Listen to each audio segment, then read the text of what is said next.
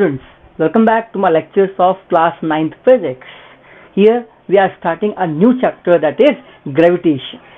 Okay, so first of all the question arises, what gravitation is?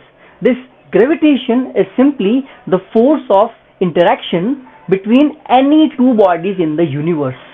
मतलब universe के अंदर कोई भी दो बॉडीज हैं लेकिन उन बॉडीज का मास होना चाहिए, तो अगर वो दो बॉडीज एग्जिस्ट करती हैं तो उन दोनों के बीच में जो भी फोर्स होगा that force is called as the gravitational force. Okay, अब यहाँ पर उसके मास से कोई फर्क नहीं पड़ता है, भले ही वो 1 मिलीग्राम के दो ऑब्जेक्ट हो या फिर 10⁻25 10⁻28, that is between earth and moon.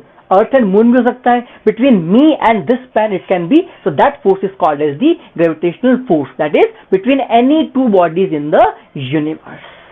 Okay, अब ये तो हमने देखा कि थ्योरेटिकली ये ग्रेविटेशन क्या होता है, दैट इज सिंपली ग्रेविटेशन और ग्रेविटेशनल फोर्स। नाउ मैथमेटिकली हम इस ग्रेविटेशनल फोर्स को कैसे कैलकुलेट कर सकते हैं, and that is given by Newton's law of gravitation.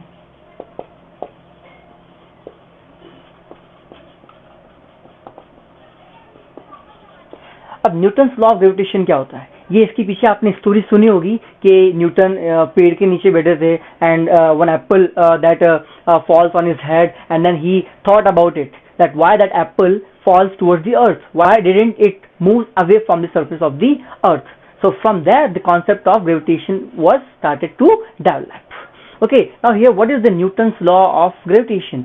This Newton's law of gravitation simply says that if we have two objects, okay, then what will be the force between the two objects? That force is directly proportional to the product of their masses.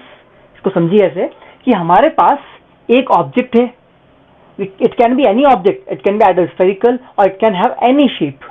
We have another object. Okay, now we have the distance between the two.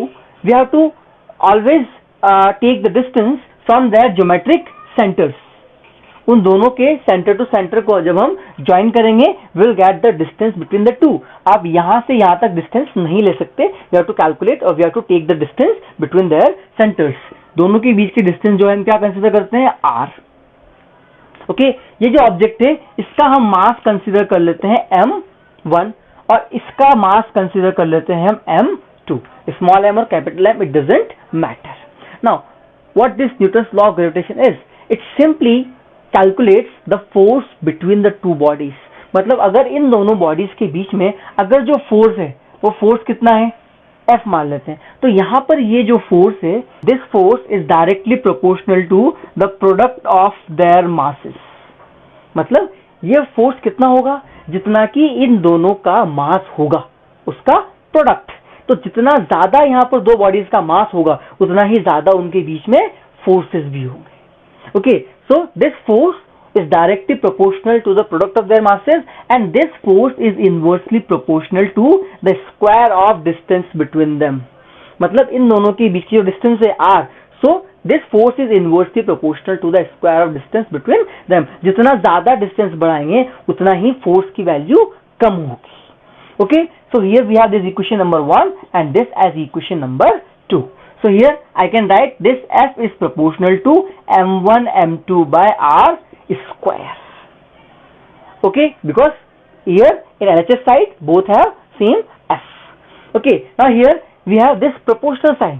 This is not equal. So if we want to make it equal, then we have to use a proportionality constant. So we can write this F is equals to G times m1 m2 by r square, where G is proportionality constant.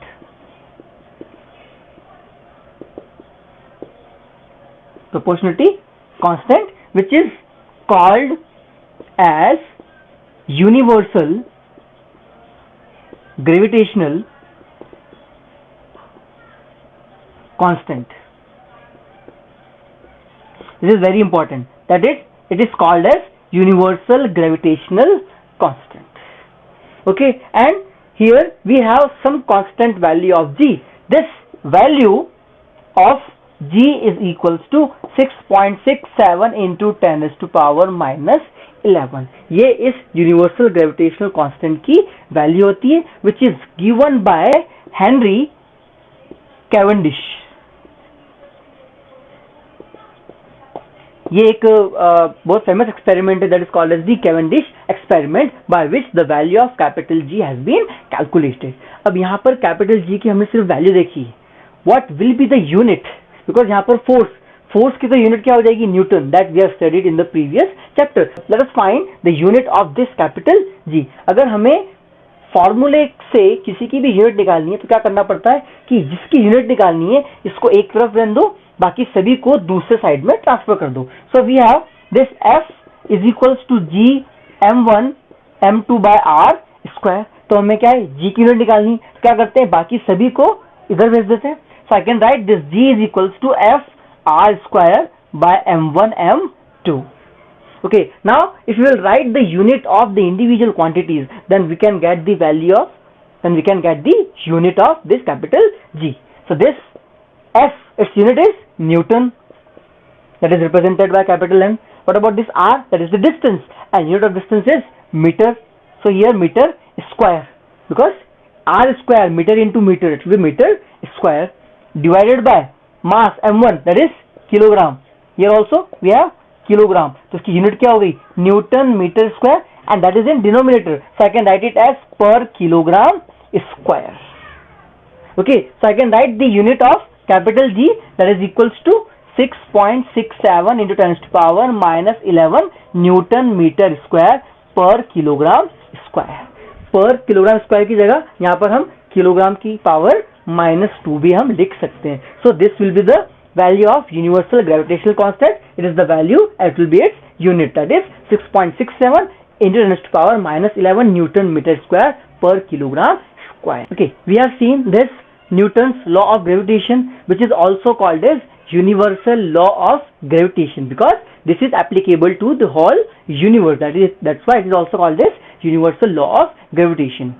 इसके अंदर हमने देखा है कि जो capital G होता है, that is universal gravitational constant. उसको भी हमने यूनिवर्सल क्यों बोला है, because it is applicable for the whole universe. अब यहां पर जो कैपिटल जी है, दैट इज यूनिवर्सल ग्रेविटेशनल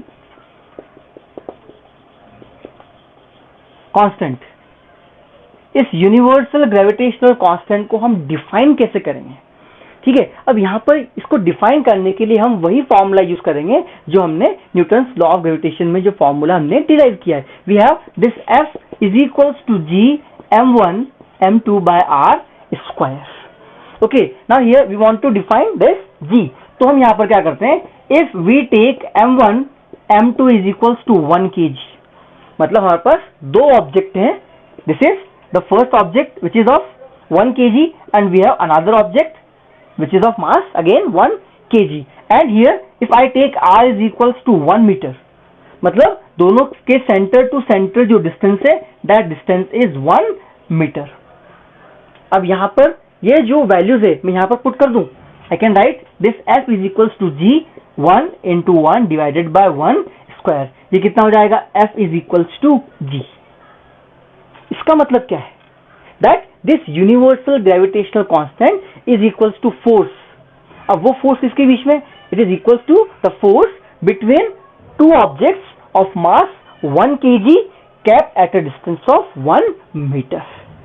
तो हम यहाँ से इस कैपिटल G को भी डिफाइन कर सकते हैं. ये जो यूनिवर्सल ग्रेविटेशनल कांस्टेंट है, it is simply the force, क्योंकि हम यहाँ पर क्या पढ़ रहे हैं, ग्रेविटेशन, और you can say the gravitational force.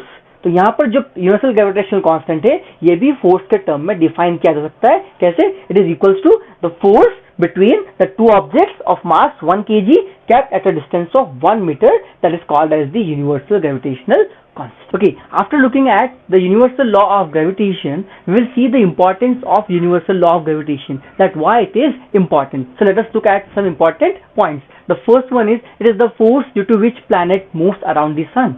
So you might think, what is the reason that all the planets are only revolving around the sun? So the gravitational force or the gravitation is the reason why all the other planets including the earth, they all are revolving around the sun. अगर यहाँ पर gravitational force नहीं होता तो जो भी planets है वो अर्थ जो sun है उसके अराउंड नहीं घूम पाते. The second one is the motion of moon around the earth. With the same reason, we have that moon is also revolving around the earth. Third point is it is the force that binds us to the earth. हमने क्या देखा था कि जो gravitational force है, it is the force between the any two objects of the universe. अब यहाँ पर earth and we, that is also the two objects. तो हम दो के बीच में भी क्या होगा, ग्रेविटेशनल फोर्स होगा. तो उस ग्रेविटेशनल फोर्स की वजह से ही हम क्या है, we are bounded with the earth. Okay, the next one is the occurrence of tides is due to the gravitational pull of moon. आपने देखा होगा जो टाइड्स आती है generally in the evening and the morning, वो tides क्यों होती है, that is because of the gravitational pull of the moon. Moon की ग्रेविटेशन की वजह से क्या होता है, वो वाटर को अपनी तरफ खींचता है, जिसकी वजह से वहां पर टाइड्स का फॉर्मेशन होता है. That is because of the gravitation. The next one is the flow of water in the rivers is also due to gravitational force of the earth on water. मतलब यहाँ पर क्या है कि जो रिवर्स के जो वाटर है वो उसका जो फ्लो है वो क्यों है, that is because of the gravitational force of earth on the water. उसकी वजह से क्या है, वो जो वाटर है वो फ्लो करता है. These are all the importance of the Newton's law of gravity. And this is all about the gravitational force, or you can say the universal law of gravitation.